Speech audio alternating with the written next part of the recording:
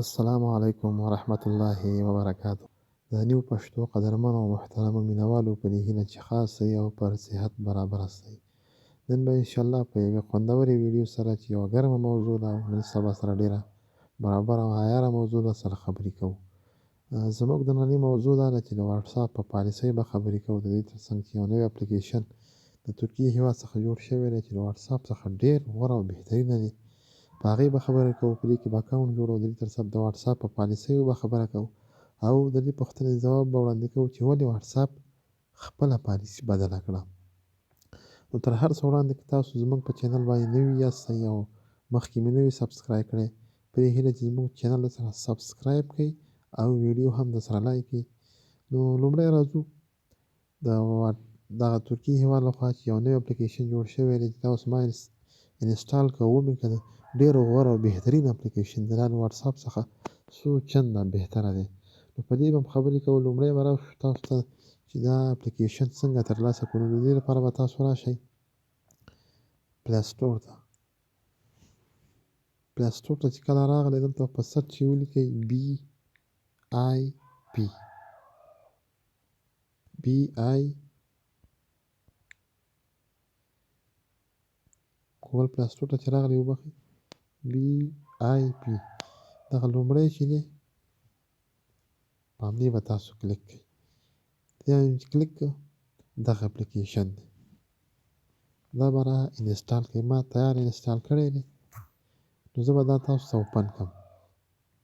په دې کې اکاونټ داسې جوړېږي چې لومړي سر کې چې کله تاسو اکاونټ جوړوئ نو تاسو څخه به یو دغه وغواړي موبایل نمبر. بیا موبایل نمبر ته یو کوډ چې به په دې کې ورکړئ نو ستاسو اکاونټ جوړ شو. ډېر په اسانه سره صرف د موبایل نمبر. دا په دې کې به خبرې کوو چې دا څنګه دی. دا له واټساپ څخه څو ځله غوره دی. لومړنۍ خوبي دغه ده چې دې کې اوس ما یو ګروپ جوړ کړ د نیو پښتو په نوم. دې کې ژباړه یعنې تاسو کولی شئ چې دا په خپله ژبې سره د دې دا معلومات وګورئ او د دې تر څنګ د ګروپ غړي چې په واټساپ کې 250 په دې کې انلیمیټډ یعنې په سلونو په زرګونو کسان هم په دې کې اډ کېدلی شي. نو طریقه یې همدغه ده څنګه چې واټساپ ته ګورئ چې دې کې تاسو کولی شئ ډاکومنټ یې عکسونه خبرې زنګ هر څه ووهئ. زه مثال اوس یو کتاب په دې کې اپلوډ کوم ستاسو دپاره. په دې چې مې کلیک کړه نو په ډاکومنټ به کلیک کړم. د فقط تاسو پوه شئ چې دا د واټساپ په شکل دی. نو بیا به په کتاب کلیک کړئ نو دا به اوس دې ته اپلوډ شي. دې تر څنګ چې غواړئ زنګ او نور شیونه چې دی زنګ ووهئ یا نور څه شیونه وکړئ. ګورئ دغه 2 کتابه چې ما پرې کلیک کړه دا دې اوس اپلوډ کېږي لکه د واټساپ غوندې. د دې تر څنګ نور دغه د دې تر څنګ نور دغه یې دا دي تاسو نور سیټینګونه پکې کوئ. په دې به انشاءالله زه راتلونکې ویډیو جوړه کړم چې دې کې مختلف نوعه سیټینګونه شته. که غواړئ چې چاته زنګ ووهئ نو په دې بټنه به کلیک کړئ چې هر څوک به د خوښې وي نو په هغې باندې کلیک کړئ. د واټساپ په څېر زنګ به ووهل شي. دې تر څنګ تاسو ته چې کوم میسیجونه راغلي دي تاسو کوم میسیجونه لوستي دي هغه کولی شئ چې په دغه ځای کې پیدا کړئ. دغه یې سیټینګونه دي. نور څه خاص دغه پکې نشته آپشنې. او که تاسو غواړئ چې نور سیټینګونه پکې وکړئ نو دغه یې چې په دې به زه راتلونکې ویډیو تر دغه کړمه جوړه کړمه. اوس راځو چې ولې موږ دا استعمال کوو واټساپ استعمال نه کوو.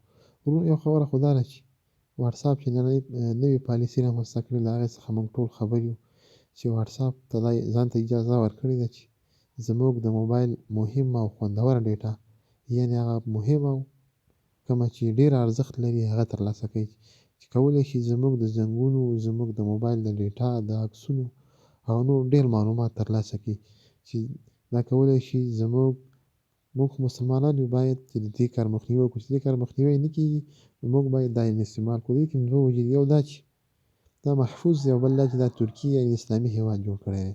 موږ باید که چېرته کافر او مسلمان یې زموږ هڅه دا وي چې مسلمان ته ګټه ورسوو. نو زموږ هدف یو دیني اړخ لري او یو زموږ د عزت اړخ لري. دا چې واټساپ موږ استعمالوو هسې نه چې په کوچنیو مسایلو باندې زموږ عزت برباد شي او زموږ عزت له منځه لاړ شي. نو ښه به دا وي چې دا اپلیکیشن استعمال کړو. په دې کې ما یو ګروپ هم جوړ کړی دی نیو پښتو په نوم. زه به تاسو ته لینک په ډسکرپشن کې درکړم چې کولی شئ د هغې څخه یې ترلاسه کړئ. او د واتساپ پالیسي خو نورو پرې ډېرې خبرې کړي دي. اوس پوښتنه دا ده چې ولې واتساپ دا پالیسي بدله کړه. د دې یو عمده علت چې ما ډېر ولټو هغه دغه دی چې څه موده وړاندې د یوټیوب ادارې دا خپله ډیټا چې وه دا یې په یو شرکت باندې خرڅه کړه چې له دې لارې ډېرې زیاتې پیسې وګټلې. اوس واتساپ هم غواړي چې دا خپله ډیټا د خپلو پیرودونکو نه په یو قانوني ډول څخه واخلي او پیسې وګټي. دا په شرکتونو خرڅېږي، شرکتونه ترېنه مختلفو نوعه ګټې اخلي.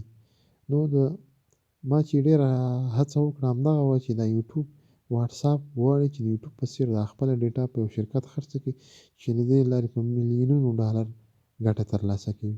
نو موږ هم اړینه وګڼله په دې برخه کې تاسو ته یوه ویډیو جوړه کړو په دې هیله چې ویډیو مو خوښه شوې وي او دا څه هم کوچنۍ ویډیو ده خو دا ډېره اړینه ویډیو ده، ځکه چې خدای مه کړه زموږ عزت په دې کوچني شي باندې برباد شي، ځکه زموږ نیکونو پلرونو او نورو په کلونو د خپل عزت په باچاوي په خاطر باندې جهادونه کړي دي، جنګونه کړي دي، د دنیا سره یې ښکرې اړم کړي. داسې نه شي چې موږ په دې کوچني کار باندې زموږ او زموږ د کورنۍ او زموږ د وطن عزت برباد شي.